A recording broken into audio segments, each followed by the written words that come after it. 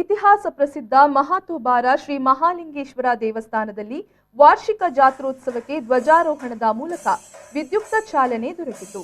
April 10 ರಿಂದ April 19ರವರೆಗೆ ಜಾತ್ರೋತ್ಸವ ನಡೆಯಲಿದ್ದು, April 17ರಂದು ರಾತ್ರಿ ಬ್ರಹ್ಮರಥೋತ್ಸವ ನಡೆಯಲಿದೆ.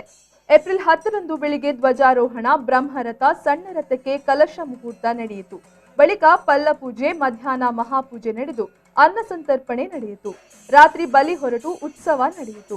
ಒಳ ಪ್ರಾಂಗಣದಲ್ಲಿ 5 ಹಾಗೂ ಹೊರ ಪ್ರಾಂಗಣದಲ್ಲಿ 4 ಬಲಿ ಸುತ್ತು ನಡೆಯಿತು. ಬಳಿಕ ದೇವಸ್ಥಾನದ ಹೊರ ಪ್ರಾಂಗಣದಲ್ಲಿರುವ ವಸಂತ ಕಟ್ಟೆಯಲ್ಲಿ ಕಟ್ಟೆ ಪೂಜೆ ನಡೆಯಿತು.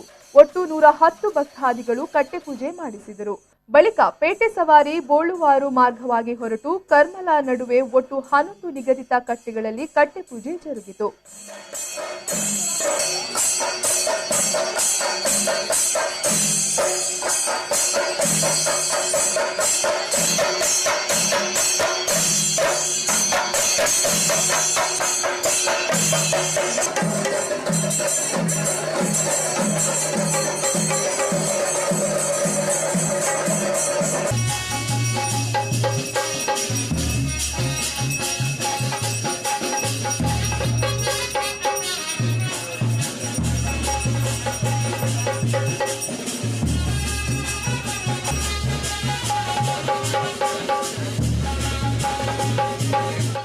Anish V4 news Puttur.